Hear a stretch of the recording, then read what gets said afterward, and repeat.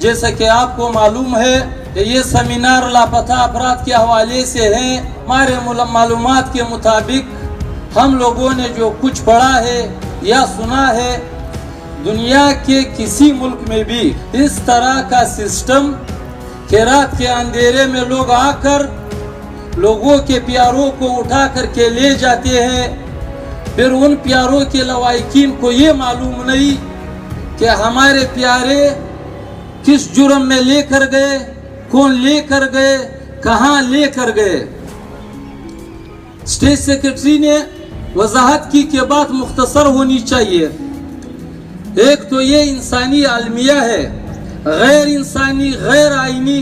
اگر میں یہ کہوں کہ یہ غیر شریف فعل بھی ہے تو بھی غلط نہیں ہوگا، مگر اس سے بڑھ کر کے ایک اور غیر انسانی رویہ جو بہت افسوسناک بات ہے، جو سیاسی جماعتیں یا جو تحریکیں یا سول سوسائٹی کے لوگ جب ان لواحقین کے لیے احتجاج کرتے ہیں کہ ان کو کیوں اٹھایا، جیسے کہ یہاں تمام سیاسی جماعتوں کے تمام ہماری پی ٹی ایم کا بھی یہی ہمارے منشور کا بنیادی نقطہ یہی ہے مسنگ پرسن کے حوالے سے، کہ ہم یہ نہیں کہتے کہ آپ فلفور سب کو رہا کرو. ہم یہ کہتے ہیں کہ جو جرم کیا ہے جن لوگوں نے یا جن پہ الزام ہے ان کو عدالتوں میں پیش کرو. قانون کے مطابق ان کی جو سزائیں بنتی ہے ان کو وہ سزا دو، اور جو بے گناہ ہو ان کو عدالت کے ذریعے ریلیز کرائے.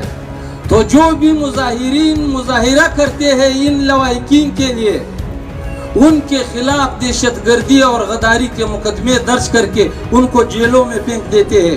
اور ان کا زندہ مثال آج بھی اس کراچی میں MN علی خان وزیر اور اس سمیت پی ٹی ایم کے 35 کارکن آج بھی جیلوں میں ہے، اور ان پہ اور کوئی دفعہ نہیں، کوئی جرم ان کا نہیں ہے.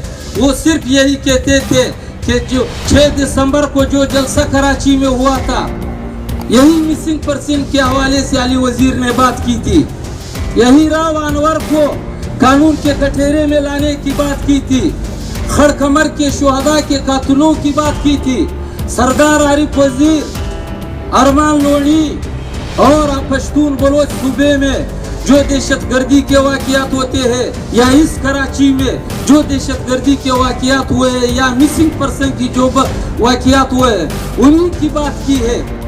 اس کو جواز بنا کر علی وزیر اور پی ٹی ایم کے دیگر 35 ساتھیوں پہ 788 دہشت گردی اور غداری کے دفعات لگا کر جیل بھیج دیا گیا.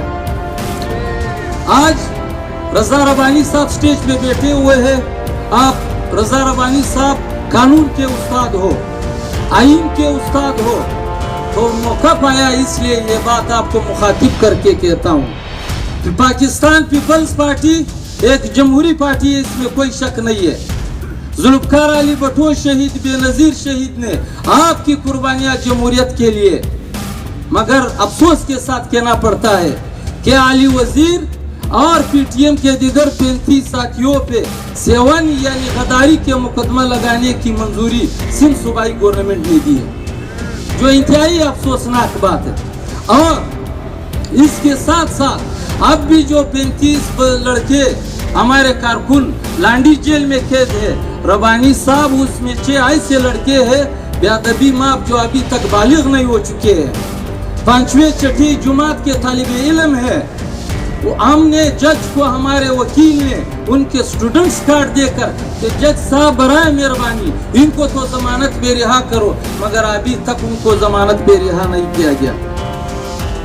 تو بات یہ ہے، اسی سلسلے کا اگر لے لے پی ٹی ایم یا دیگر جمہوری قوتوں کا مطالبہ بھی یہی ہے کہ ملک میں قانون کی حکمرانی، آئین کی بالادستی ہو. مگر یہ کیا ہو رہا ہے، کس طرف لے کر جا رہے ہیں. آج بھی اگر آپ دیکھ لیجئے وانا میں، جنوبی وزیرستان وانا میں، آج بھی وہاں کے جو ECDC اور دیگر ہمارے یار لوگ آج بھی مداخلت کر رہے ہیں قوموں کو لڑانے کے لیے. کل جانی خیل بنو میں، جانی خیل میں 4 जो नाबालिग बचे हैं उनको उठा करके कत्ल करके फेंक दिया, अभी तक लोग धरने पे बैठे हुए हैं। तो हम ये कहते हैं कि ये सिलसिला 73 साल से जारी था, कहाँ तक पहुंचाया? आज पाकिस्तान का सियासी इस्तेहकाम गैर मुस्तकीम हो चुका है। माशी लिहाज से पाकिस्तान इतना कमजोर हो चुका है कि दुनिया में तरक्की याफ्ता मुल्क के आलमी बैंक सूद पे कर्जा देने को भी तैयार नहीं। तो ये हम किस तरफ जा रहे हैं? मैं ज्यादा बातें तो नहीं करता, स्टेज पे हमारे काबरीन, हमारे सियासी रहनुमा मौजूद है। ये एक दरख्वास्त रजा रबानी साहब आपसे फिर करता चलूँ। ये सामने राहतुल्लाह, एहसानुल्लाह और दूसरे भाई का नाम सन नजर नहीं, ये तीनों भाई है। इनको जनवरी के पहले हफ्ते उठाया स्वराब बोर्ड से, ये तीनों भाई है। इनके 3 भाइयों को पहले उठाया था। ये तीनों आप इनकी उम्रें देखो, आज तक इनको ये मालूम नहीं कि इनके वारिसीन को कि किस जुर्म में उठाया, कहाँ पे रखा गया। और एक ये खुशखबरी सुनी है, अल्लाह करे सही हो जाए, कि कल 66 अफराद को जो लापता थे सालों साल से, उनको 66 अफराद को पेशावर सेंट्रल जेल जो है मुंतकिल किया जा चुका है। खुशी की बात है। मगर हम ये दरख्वास्त करते हैं सियासी जमातों से कि रजा रबानी साहब, उस्मान खान बैठे हुए हैं, उनका नाम नहीं लेना चाहिए था। पार्लियामेंट में सिर्फ उस्मान खान या मोहसिन दावड़ मजलूम लोगों का तर्जुमान नहीं, बाकी सब लोग तर्जुमान है, पार्लियामेंट में बैठे हुए हैं। माँ सिवाय इन 2 नुमाइंदों के अली वजीर का नाम मैंने पार्लियामेंट में किसी रुकने पार्लियामेंट से नहीं सुना कि क्यों इसको गिरफ्तार किया गया। तो यही दरख्वास्त इस सेमिनार के थ्रू मामा कदीर बलोच के साथ पहले भी हम लोगों ने मीटिंग की, इनको पहले भी ये इत्मीनान, ये बावर कराया गया है कराची के टीम के तरफ से कि मामा आप आगे बढ़ते चलो, हम आपके साथ हैं। जो मुजाहिरा हो, जलसा हो, जो भी स्ट्राइक हो, इंशाल्लाह PTM कराची को आप पहले सब में पाओगे।